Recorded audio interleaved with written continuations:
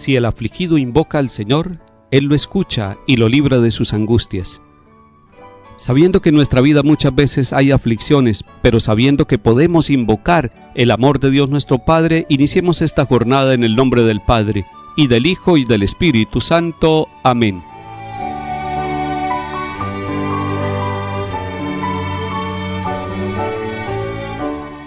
Lectura de la profecía de Sofonías, capítulo 3. Esto dice el Señor: ay de la ciudad rebelde, impura, tiránica. No ha escuchado la llamada, no ha aceptado la lección, no ha confiado en el Señor, no ha recurrido a su Dios. Entonces purificaré los labios de los pueblos para que invoquen todos ellos el nombre del Señor y todos lo sirvan a una. Desde las orillas de los ríos de Cus, mis adoradores, los deportados, traerán mi ofrenda. Aquel día ya no te avergonzarás de las acciones con que me ofendiste, pues te arrancaré tu orgullosa arrogancia y dejarás de engreírte en mi santa montaña. Dejaré en ti un resto, un pueblo humilde y pobre que buscará refugio en el nombre del Señor. El resto de Israel no hará más el mal, no mentirá ni habrá engaño en su boca. Pastarán y descansarán, y no habrá quien los inquiete. Palabra de Dios, te alabamos, Señor.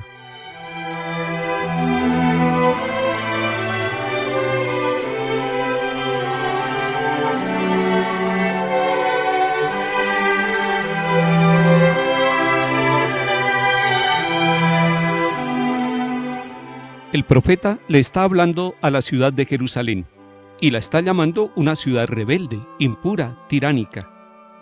Ahí podemos nosotros estar representados, hombres y mujeres de todos los tiempos, de las ciudades, de los campos, porque hemos sido rebeldes en muchos momentos, y hoy la palabra de Dios describe esa rebeldía. Dice que esta ciudad no ha escuchado la llamada, no ha aceptado la lección, no ha confiado en el Señor, no ha recurrido a su Dios.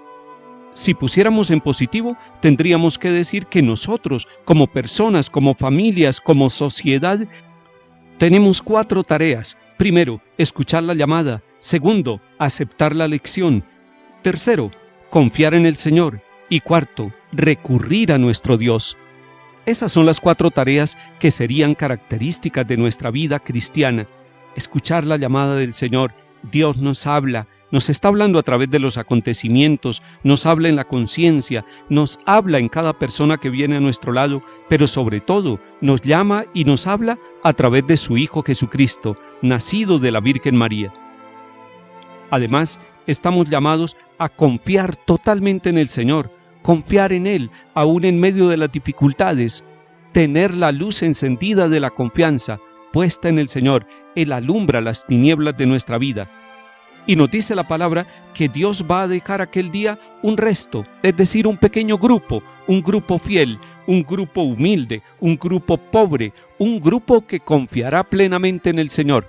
Siempre habrá en nuestras familias y en nuestras sociedades un grupo de personas que por su humildad, que por su confianza en Dios, que por su pobreza, han puesto su corazón y toda su riqueza en el Dios que acompaña nuestra vida, que acompaña nuestra historia. Ese resto se convierte como en una semilla de esperanza, como en un tronquito que está a punto de retoñar. Es importante que haya personas que a través de la oración, que a través de la palabra de Dios, que a través de sus actitudes demuestren que confían plenamente en el Señor, porque ellos se convertirán como en el resto de Israel, como en el signo de esperanza, en la semilla de la vida nueva que Dios quiere realizar con toda la humanidad. Si nosotros en nuestra pobreza y en nuestra humildad nos acordamos del Señor, entonces podremos ser ese instrumento para nosotros, para nuestras familias, para el mundo entero.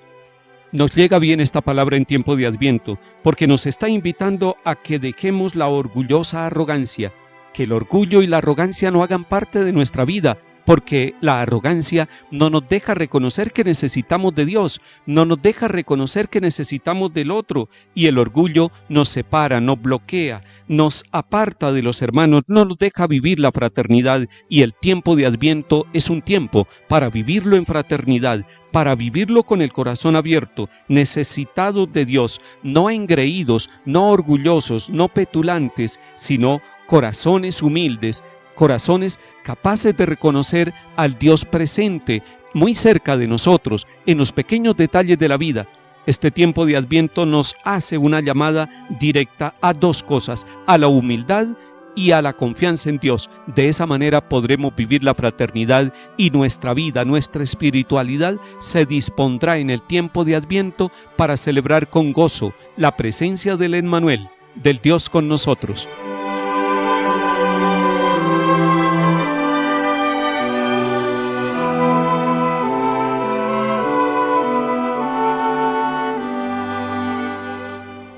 Bendigo al Señor en todo momento, su alabanza está siempre en mi boca, mi alma se gloría en el Señor, que los humildes lo escuchen y se alegren.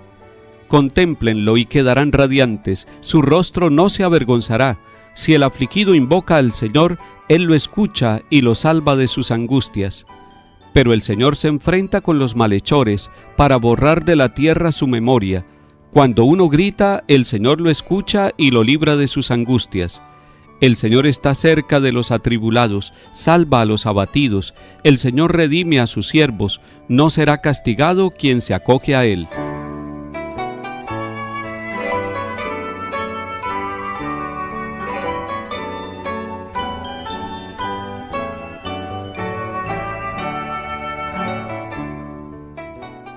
Del Santo Evangelio según San Mateo, capítulo 21. En aquel tiempo dijo Jesús a los sumos sacerdotes y a los ancianos del pueblo: ¿Qué les parece? Un hombre tenía 2 hijos.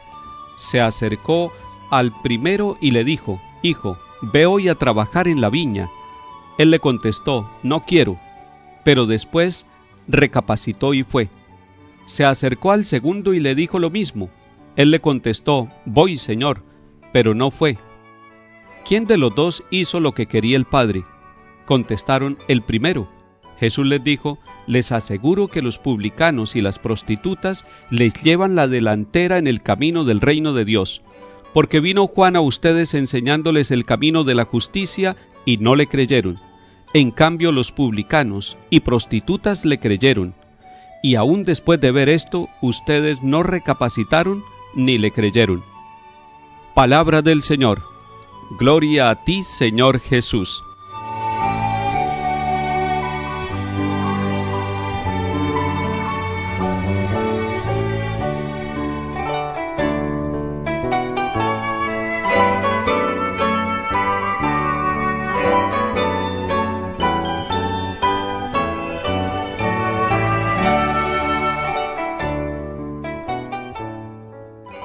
El capítulo 21 de San Mateo que estamos leyendo y meditando ayer y hoy nos muestra a Jesús con un auditorio especial.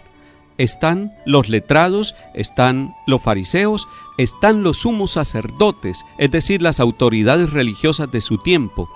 Están cuestionando a Jesús, pero Él aprovecha para hacerles una pregunta que los lleva a la reflexión. ¿Qué les parece?, les dice Jesús. Y cuando dice esta introducción con interrogante, está preparando de una vez la atención para que todos lo escuchen. Y él empieza hablando del papá que tenía 2 hijos. Qué interesante propuesta que hace Jesús. ¿Qué es lo que está diciendo con esta parábola del padre que tiene 2 hijos y que el uno le dice que sí va a trabajar, pero termina no cumpliendo la voluntad del Padre, y el otro que le dice no voy, pero después recapacita y termina obedeciéndole? ¿Qué es lo que está diciendo Jesús? Nos está diciendo que no vale para salvarnos simplemente decir sí.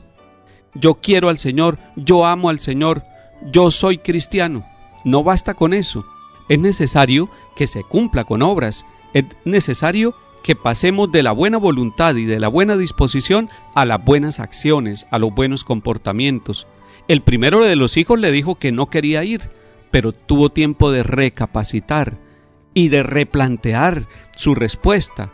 Y entonces, aunque aparentemente había disgustado al padre porque le había desobedecido, terminó obedeciéndole porque tuvo tiempo para recapacitar. Usted también tiene tiempo para replantear la vida.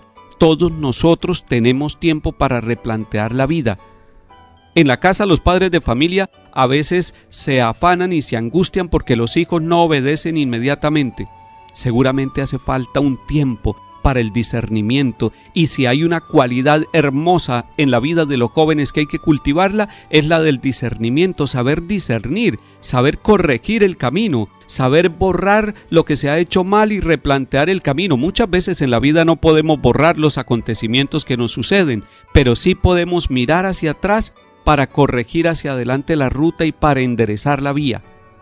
Pues el segundo de los hijos le dijo que sí quería ir a trabajar a la viña, pero se quedó solamente en el sí, se quedó en la apariencia, se quedó en la palabra, no pasó de la palabra al compromiso.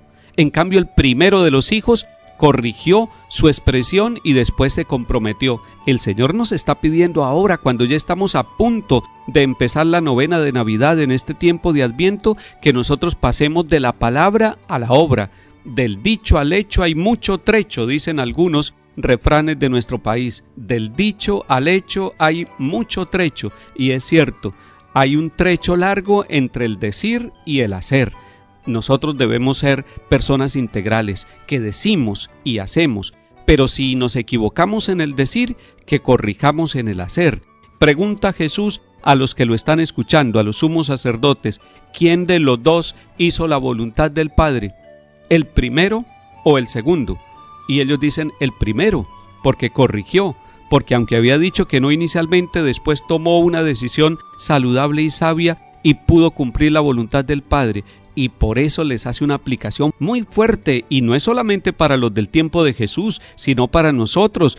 Nos dice que las prostitutas y los publicanos van a llegar primero al reino de los cielos, es decir, que ellos están recibiendo el reinado de Dios en su vida porque escucharon la predicación de Juan el Bautista y se convirtieron. Hoy el Señor nos está diciendo, reciban el reino de los cielos convirtiéndose, cambiando. Usted y yo tenemos mucho para cambiar, y este tiempo de Adviento es un tiempo de cambio. No vaya a ser que nosotros que lo hemos recibido todo, nosotros que le hemos dicho sí al Señor, nos quedemos solamente en el sí de palabra. Mire y contemple nuevamente la actitud de la Santísima Virgen María. Ella le dijo sí a Dios, pero no solamente de palabra, sino que se puso en camino luego para visitar a su pariente Isabel. Eso es lo que quiere el Señor, que imitemos a la Santísima Virgen María, que le dice sí a Dios, pero asume las consecuencias de ese sí. Cuando alguien dice sí en el matrimonio, cuando alguien dice sí en la ordenación sacerdotal, después vienen las consecuencias, después vienen los frutos de ese sí, los desafíos, los reclamos de ese sí, es decir, el compromiso de ese sí, para que el sí sea un sí con compromiso, el sí a Dios y el sí en los sacramentos del matrimonio y del orden, el sí en una responsabilidad laboral, debe llevar unas consecuencias que tenemos que asumirlas con alegría, no con disgusto, no como un castigo, sino como una aceptación del reino de Dios en nuestra vida, para que de esa manera no se tenga que decir, estos son cristianos solamente de yeso, son cristianos solamente de cristal, son cristianos solamente de apariencia, que se les toca y se desarman, se fracturan y se parten. No, nosotros somos cristianos de médula, cristianos de corazón, cristianos de sistema óseo, de sistema respiratorio comprometido en el Señor. No se canse de vivir ese sí y no se canse en este tiempo de Adviento de vivir su compromiso de vida. Esa es la misericordia de Dios, que quiere volverse misericordia en la vida de cada uno de nosotros. Decirle sí a Dios y convertirlo en obras de misericordia y de bondad, para que se muestre que el reino de los cielos ya ha llegado a nuestro corazón. Que el Señor bendiga sus decisiones, que el Señor bendiga su vida y su familia, en el nombre del Padre, y del Hijo, y del Espíritu Santo. Amén.